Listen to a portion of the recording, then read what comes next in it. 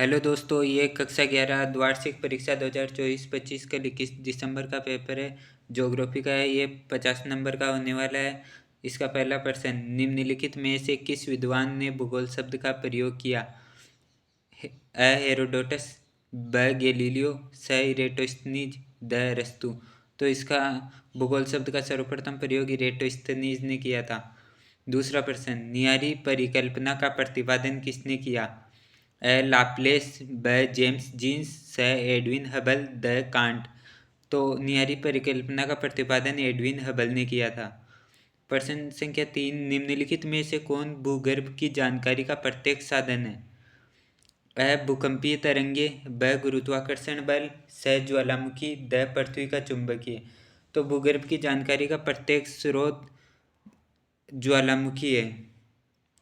निम्नलिखित में से किस देश की भारत के साथ सबसे लंबी स्थलीय सीमा लगती है? बांग्लादेश के साथ या पाकिस्तान, चीन, म्यांमार। तो सबसे ज़्यादा भारत की स्थलीय सीमा बांग्लादेश के साथ लगती है। पांचवा प्रश्न, निम्न में से चंबल की सहायक नदी कौन सी है? अ बनास, ब लूणी, स रावी या द घाघरा। तो चंबल की सहायक नदी कौन सी है? बनास। 6, ये रिक्त स्थान है। सरदार सरोवर परियोजना नर्मदा नदी पर बनाई गई है। जर्मन मौसविद अल्फ्रेड वेगनर ने सिद्धांत सन 1912 में प्रस्तावित किया था। तो इसने महासागरीय विस्तार का सिद्धांत दिया था 1912 में। 8वां प्रश्न, कोयला, पेट्रोलियम एवं प्राकृतिक गैस जैसे खनिज क्या प्राकृतिक पदार्थ है?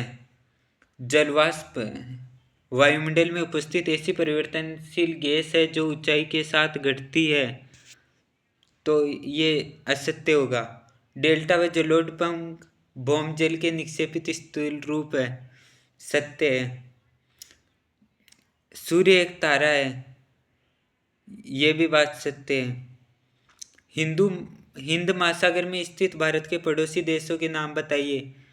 तो इसमें हो जाएगा बांग्लादेश, नेपाल, भूटान, म्यांमार, पाकिस्तान। अगला वाला प्रश्न, जल ग्रहण क्षेत्र से क्या तात्पर्य है? ये हमारी बुक का ही है, ज़्यादा हार्ड नहीं है। इसमें जलग्रहण क्षेत्र, जलग्रहण भराव क्षेत्र के बारे में बताना है। 14वां प्रश्न, सबसे कठोरतम खनिज कौन सा है? ये भी इजी है। सबसे कठोरतम खनिज हीरा ही है। सौरमंडल पर संक्षिप्त टिप्पणी लिखी है। ये भी आसानी है। 16वां, आग्नेय अवसादी शैलों में अंतर स्पष्ट करना है। ये भी पृथ्वी की आंतरिक संरचना से है। ये भी बहुत ईजी है। 17वां, हिमालय से निकलने वाली नदियाँ अधिक उपयोगी क्यों है? इसके बारे में बताना है। और 18वां प्रश्न है, भारत के मानचित्र पर निम्नलिखित शहरों की स्थिति दर्शाइए।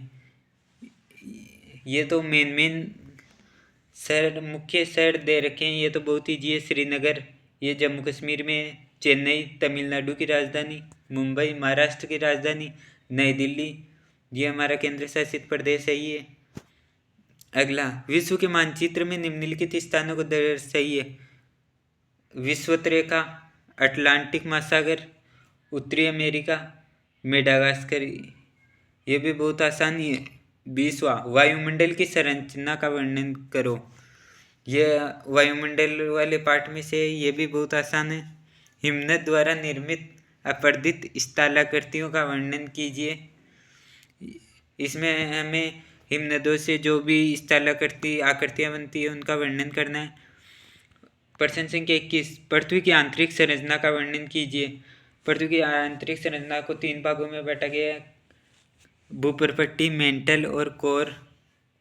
उसके बारे में बताना है, विस्तृत बताना है।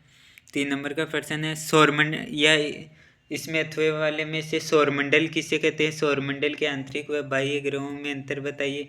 ये कर सकते हो जो आपको आसान लगे। 22वां प्रश्न, प्रायद्वीपीय अपवाह तंत्र की प्रमुख नदियों का वर्णन करना है। या आप भारत के प्रमुख भौतिक विभाग बताते हुए किसी एक का कर सकते हो। भारत के प्रमुख भौतिक विभाग 6 होते हैं, उनमें से आप किसी का एक का कर सकते हो। तो ये आपका पेपर हो गया। Thank you.